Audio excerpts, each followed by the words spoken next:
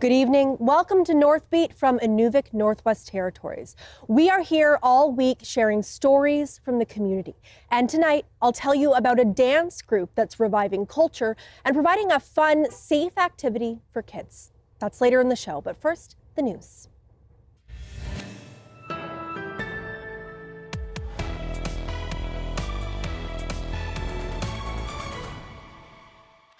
Thanks for joining us. I'm Megan Roberts in Nunavut, Northwest Territories. The Yukon territorial election is coming. It is almost official. In 32 days, Yukoners will go to the polls and vote in a new territorial government. Yukon Premier Mike Pemberton says the election race begins on Friday. Julian Green brings us more from Carcross. The territory is about to enter full election mode. It comes as Liberal candidates descended on Carcross, where I'm standing, to make that announcement. And during a news conference, the wind literally howled, blowing down signs and scattering coffee cups. Premier Mike Pemberton, flanked by some 14 other Liberal candidates, says he plans to visit the commissioner tomorrow morning and dissolving the Legislative Assembly. That will begin a 31-day election period, with the Yukon election slated for November 3rd.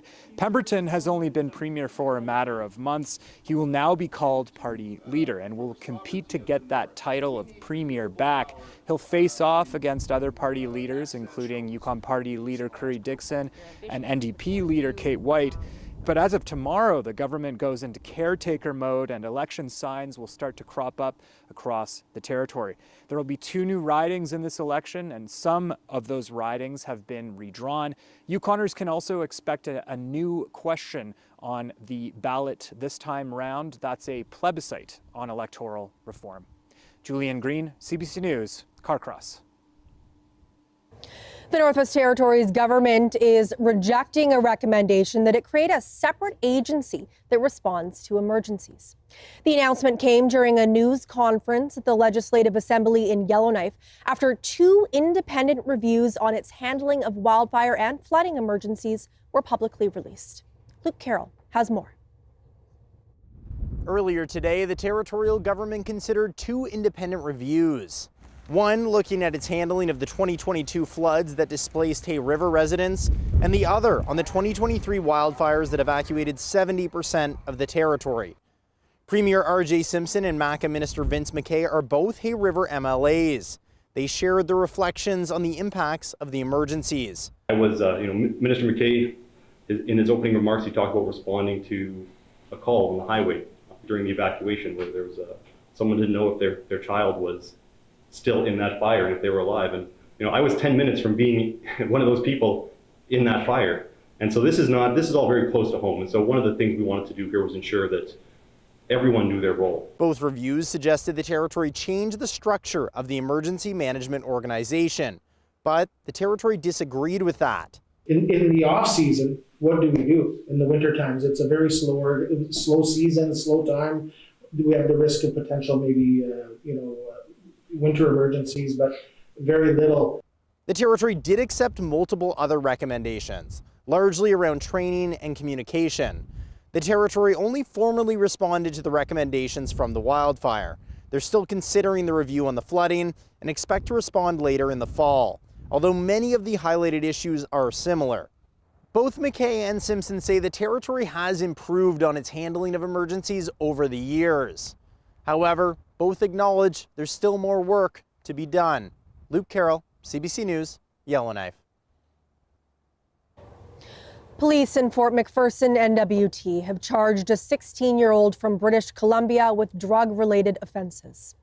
Police say they received a tip from the public that drugs were being sold in a home in the community. They found the suspect attempting to flee through a window. Police searched the home and found 20 grams of what they believe is crack cocaine and over $10,000 in cash. The suspect cannot be named under the Youth Criminal Justice Act. He's charged with possession of a controlled substance for the purposes of trafficking and possessing the proceeds of crime worth more than $5,000.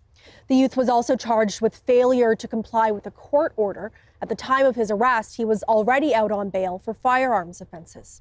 The youth was held for a bail hearing and released by the judge with an order to return to British Columbia. A woman is facing charges in connection with a fatal fire in Whale Cove, Nunavut this week that left one man dead. The 36-year-old has been charged with second-degree murder and arson with disregard for human life. On Monday, RCMP responded to a fire at a fourplex in the community's 200 block. Volunteer firefighters extinguished the flames and removed a man who was later pronounced dead. An investigation determined that the fire was deliberately set. The accused will be back in court on October 21st in Iqaluit. Nunavut RCMP say they're investigating a suspicious fire in Cambridge Bay. Police say they got a report about a fire at a residence on Tuesday. Local volunteer firefighters were able to extinguish the flames. There was minor damage to the residence and no injuries. Nunavut RCMP are seeing an increase in calls involving alcohol in Iqaluit compared to 5 years ago. That's according to police data gathered by CBC News. Mahnur Mubarak has more. The number of calls RCMP have received involving alcohol has nearly doubled since 2020. Those calls include things like an unwanted intoxicated person on a residence or involved in an assault. Bert Rose has lived in Iqaluit for more than 40 years. He says that over the years, public intoxication has gotten worse. You'll hear people screaming. And what are they screaming about? They're screaming about fighting within their families and fighting in front of their children, and alcohol's involved. The prevalence of alcohol-related disturbances came up at a city council meeting last week in relation to the beer and wine store. Amber Iqaluit is a city councillor. She says public intoxication harms Iqaluit and she worries about her own 13-year-old son. I fear that my son will witness situations around alcohol that he shouldn't have to see. Councillor Romain Stevenson suggested a motion calling on the city to ask the government of Nunavut to shut down the beer and wine store. People are afraid to walk because of, groups of people moving around, drinking, sitting on every public space possible, drinking and throwing their garbage, and sometimes creating disturbances that are unpleasant and, downright scary for people. Stevenson said shutting down the beer and wine store isn't the only option, and that other options could also be considered as well, like providing tools to RCMP and the city of Iqaluit, and for the GN to help as well. In the end, City Council voted in favor of requesting a formal meeting with the territorial government regarding the beer and wine store and intoxication. Mahnur Mubarak, CBC News, Iqaluit.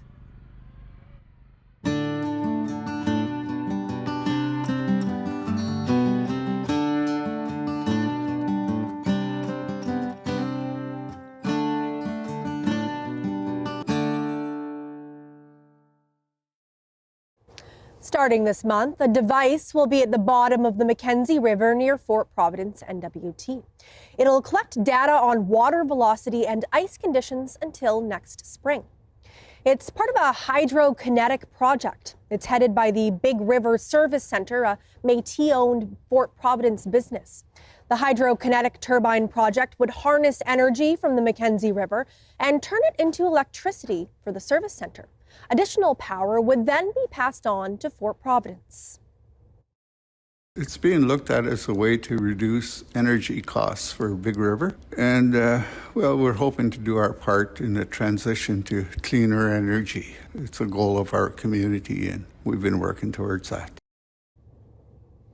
The data collection phase will help to determine the viability of the project. If the data is promising, a turbine will be placed in the river as a pilot next year. A diamond industry analyst says he's not surprised the owners of the NWT's Ekati diamond mine are asking for the federal government for money. The company wants tariff relief of up to $150 million. Burgundy Diamond Mine says challenging market conditions and American tariffs are largely to blame. One analyst says that from a government standpoint, tariff relief would be a smart decision for the economy. In other words, the federal government is really not stepping in to support a company, it's stepping in to support a community. I think that's very important. Golan says the company is losing money in a declining diamond market right now, and that he wouldn't be surprised if layoffs followed. But he says historically, that's a last resort for companies due to the risk of losing skilled labor. Iqaluit already laid off several hundred workers and contractors in July.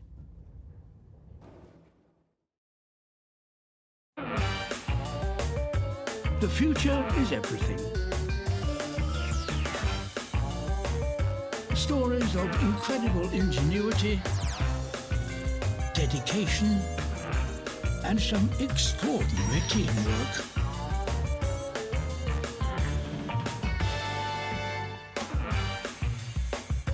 This is parenthood.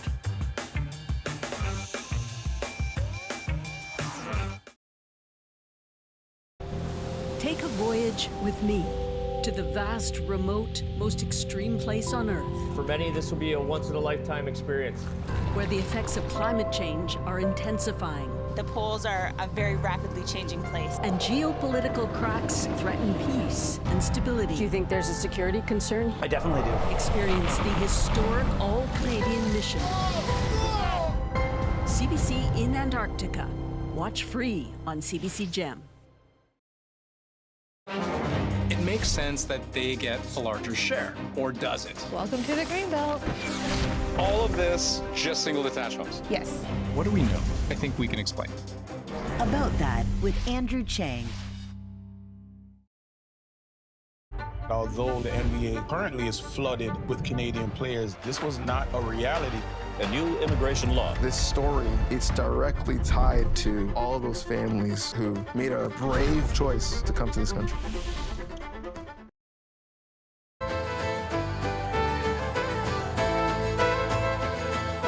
Hello, I'm Paul Andrews. Here's George Tuckeroo with the news. Thanks, Paul. Good evening. Good evening. I'm Carol Morin. That's Northbeat for tonight. I'm Nadira Beg. Good night. Good evening. I'm Randy Henderson. We start in the Northwest Territories. Good evening. I'm Kate Kyle. I'm Hillary Bird. Shannon Scott. Juanita Taylor. And this is Northbeat.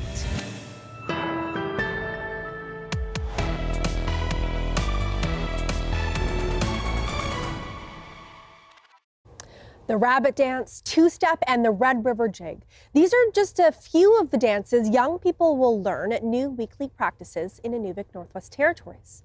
The project is called Reclaiming Our Heritage Through Song and Dance. Organizers say, though, it's about more than reviving dances. It's also about empowering youth, cultural pride, and healing. We went along to their practice on Wednesday night at Ingamo Hall to find out more.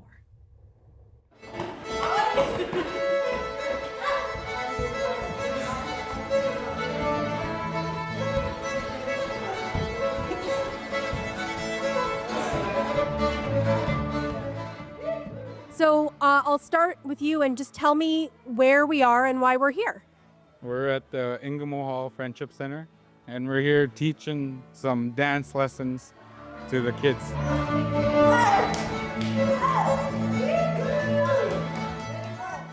Tell me a little bit about the program to teach dance lessons to kids and how it all got started. I know we were talking about it for a few years. It hasn't came about until recently. It's for us to be able to teach the youth our heritage and to be able to carry it on.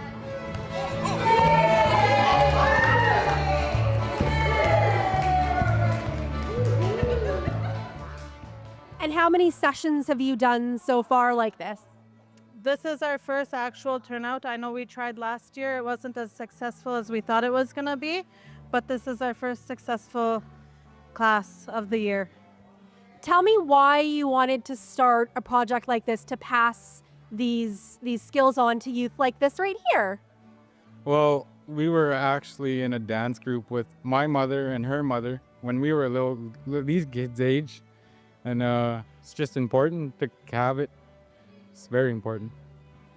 Tell me, I mean, you guys were in dance classes yourselves. Tell me how it connects you to be able to pass on this skill, how it connects you to your culture. And I'll ask you both, but I'll start here.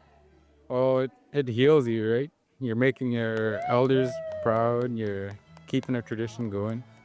To me, it's important because it gives us a reason to share what we learned when we were younger.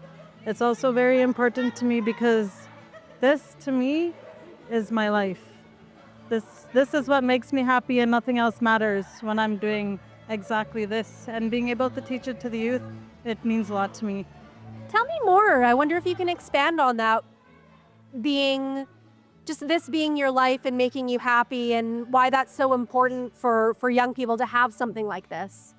Well, my grandfather was actually a musician, and me and all my family, my cousins, Tyron, we all grew up dancing to his music. So being able to do this live with our musicians, Nolan and Jason, it brings back childhood memories, and it makes the little girl in me very proud to be able to teach these youth how to do exactly this, like teach them my tradition and carry on what we've learned.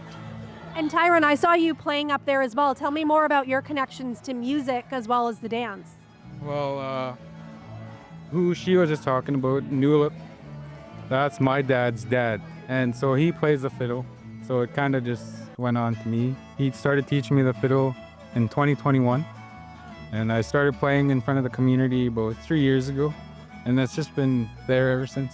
Also with this dancing class, the musician there will be teaching music lessons with the dance class kind of at the same time.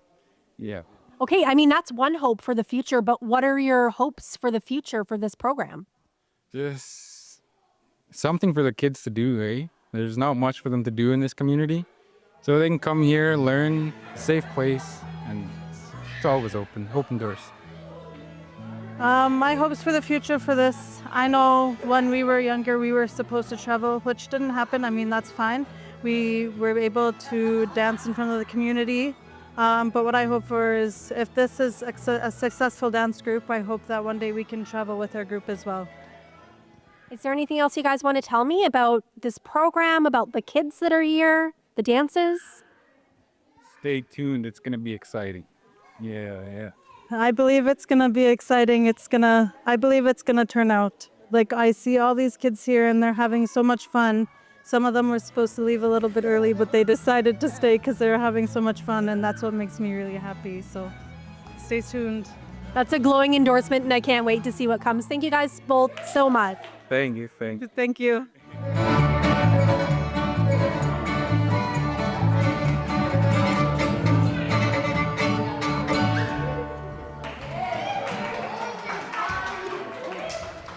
Defending the Arctic is vital to Canada's future, and the threats are real. The CBC's David Common recently visited the North for a closer look at how the military and the communities are standing on guard for the country's sovereignty. The Navy, Air Force, Army, and Coast Guard have gathered to practice what is considered a likely threat. A suspect boat potentially approaching sensitive military sites here, possibly involved in espionage, even sabotage. All this a simulated exercise to assert Canada's Arctic sovereignty, something more important now than perhaps ever before.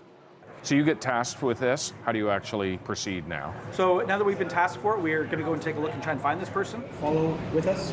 It's up to Commander Scott Kellerman to locate the boat and the people on board, a needle in a vast Arctic haystack. Well, we have satellites and other detection equipment to figure out who is in our waters.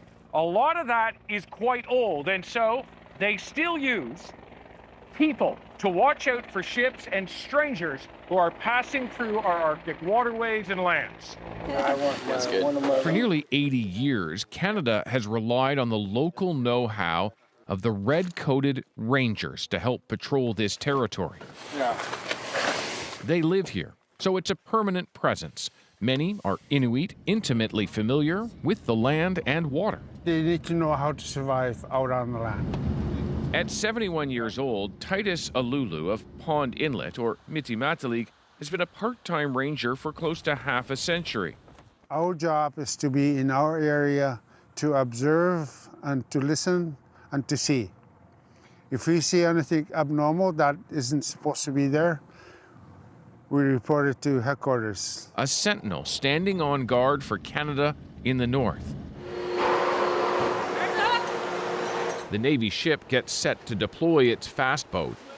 Then we're along for the journey as it sets off through the fog to interdict what is believed to be suspicious activity. That was the CBC's David Common.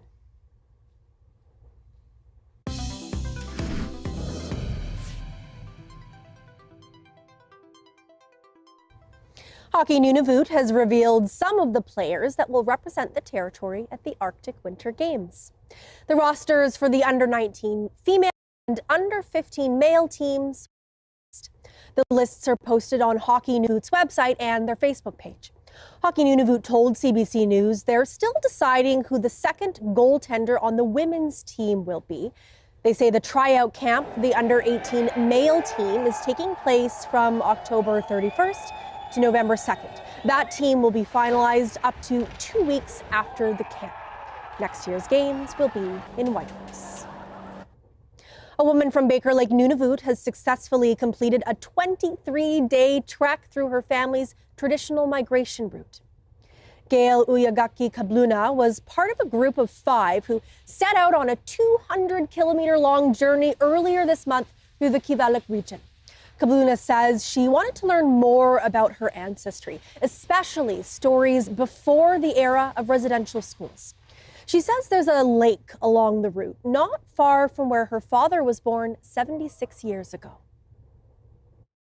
I brought him my Nalgene filled with the water from the lake that he was born, and it was just like, it was neat to be in that place and to imagine my grandparents walking through and what they were doing. And it's like doing the trip has also gotten him talking more about stories when he was a kid. And like that's been really great too. There were some hair-raising moments on the expedition, including close calls with muskox and wolves. Most of it was caught on tape by a filmmaker too. Kabluna says they're now working on an art project to share stories from their journey. Harvest season is in full swing in the Yukon. Hunters are out on the land looking to fill up their freezers before winter. But when it comes to hunting effectively and ethically, there's a lot to remember. For first-timers, there's a few key things to keep in mind. If you want to be respectful and you want to take a life, you should respect that life and do what you can to make sure that it's a quick and ethical harvest and you're doing everything right. And then beyond that, making sure that you're able to take care of that animal after you've harvested it. I like to show respect by thanking the animal. I think that's a personal choice, but I think it's important to thank the animal for giving its life for us. And making sure you can take care of the meat is first and foremost. So if you are fortunate enough to harvest something, make sure you've got the tools to break it down. And then, we always want to keep the meat clean, cool, and dry. Hossack says all hunters should be conscious of which traditional territory they're hunting on and ensure they have a valid hunting license and seal on their person while out on the land. 2 Nunavut Miut have been recognized by Pauktutit Inuit Women of Canada. The National Advocacy Group for Inuit Women gave awards earlier this month. Tina Kaki was awarded Inuk Woman of the Year, and Jennifer Killabuk was awarded Young Inuk Woman of the Year. Both are from Iqaluit. The awards go to Inuit women who show strength, resilience, and brilliance in their communities. Killabuk says she wasn't expecting to receive an award. I always thought they were trying to give me a job. I was like, oh. And then as the conversation went along, they had shared that I had been nominated not once, but 3 times by my mother, my sister, and my good friend Joshua. And I was just so surprised, shocked, and I immediately started crying. I just cried the whole phone call. I was so grateful and just very humbled. Killabuk has run programs for Inuit women and girls and is raising awareness about climate change. She says getting this award reignited her passion to do more for Inuit women and girls across Inuit Nunavut. Now let's take a look at your weather.